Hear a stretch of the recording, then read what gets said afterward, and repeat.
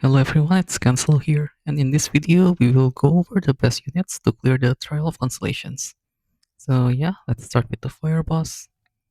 So for Magnar, I think the best team is a Fene solo, well Fene plus 3 blue fodders. However, you do need some premium gear on Fene to do the solo, so it could be difficult for newer players or if your Blessing of the Stars is on a lower level. So another way is to bring Fene plus Healer plus Mitigation Knight and a Defense Breaker, since the main mechanics to beat the boss is to constantly apply defense break in order to lower the moon gauge. For the knight option, I think Tywin is the best because he can apply defense break on S1 and S3. And for healer, you can bring a Momo or Angelica on Wrath of Amaryllis. Their skills heal a lot and they also give your team immunity, which is really nice so your team doesn't get burned. And lastly, you can pick a defense breaker or a sub DPS like Brick, Clarissa, or Luluka. I think Brick is the best option here because he's an HP scaling unit, so he's naturally going to be tankier than Luluka or Clarissa, so you will have less problem surviving. So next one is Aquina, the blue boss. So the first unit is definitely Rowana. She is easily the best healer for this boss because every time the boss attacks, she will always activate an extra attack. And Rowana passive will always full heal your team and then pushes your team by 20%. And she also gives healing buff on S3 as well as barrier on S1.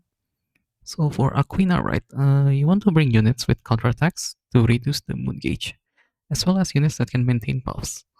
And Charles is one of the best options here because his S3 gives him counterattack buff and immunity.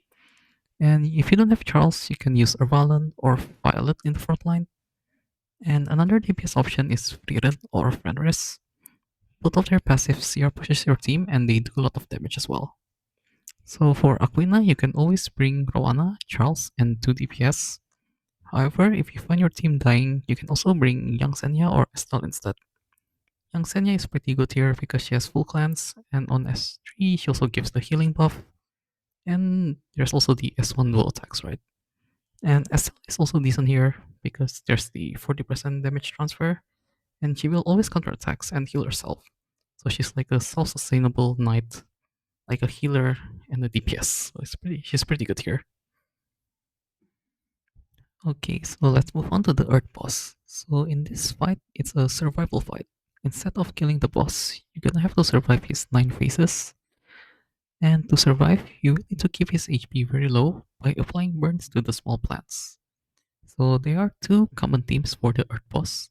The first one is Bihu, Yufin, Shuri, and Tieria. So Bihu and Yufin are there to constantly apply burns. You want to have Bihu on Seal of Capture, and Yufin on the Soul Bad Guy or Fire Huayong artifact. Yufin is mandatory here because she cleanses your team on S3 and he also heals your team. And then Tieria is there because she deals a ton of damage to the boss using the Dream Joker. And Shuri is there to help to CR push your team. And the next team is a full also one. You can bring Carrot on Proof of Valor, and then Tamarin, Hazel, and Akitis is just there for healing. This com is very slow, but it works. And it's full auto, so you don't even have to look. The next boss is the light boss, and it's probably the most annoying one here because you need to keep the small monsters provoked, and you need to make sure that they are of opposite elements. And on top of that, you need to strip the evasion buff from the boss, and also have bring a cleanser to cleanse the blind debuffs. So for the provokes, there are several good options here. Helion Lua is pretty good. Her S3 has provoke. She also reduced 2 buffs on her S3, and her S1 also provokes as well. Shadow Knight Phyllis is also very good here. If your team are struggling to survive, you can give Phyllis on Aureus. Just make her fast for the provokes as well. And she also has cleanse on S3. So you can cleanse the blind with Phyllis. Assassin Cartuja is also a viable option because his S1 provokes, and the evasion can help your team survive too. Wanda is a really solid option for this boss because she can apply target, so you can just give her Song of Stars, and she does some damage as well.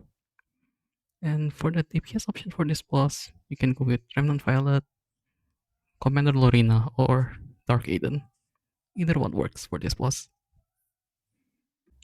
Okay, so the last one is Rahel, the Dark Boss. For this boss, you need to bring control units that can stun or sleep, and then units that can deal big damage. For the damage dealers, there are many options that you can choose. Specimen Says is my personal favorite because his S3 is always available after he kills someone, and he has stuns on his S2 and S1. Watch of Shuri is also a good DPS here because you can soulburn and reduce his S3 cooldowns. Genesis Rust is another good choice because his S3 does a lot of damage, and you can solo this boss with the Genesis Rust comp. And for the last DPS option, you can use LRK. His S3 reduces the team cooldown, and his barrier from S2 can also help your team survive because the boss does some AoE attacks as well. And for the control units, you can go with Ambitious Tywin. His S3 has stun, and the Soulburn reduces skill cooldowns. Arrowell is also pretty good here if you need some sustain. And you can also use General Purgis and Sageball.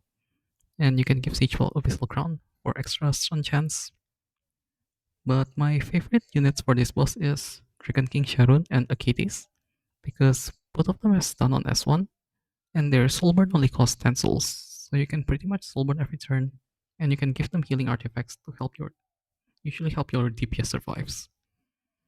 And yeah, that's it for me in this video. Hopefully you can find this useful. Thank you and see you on the next one.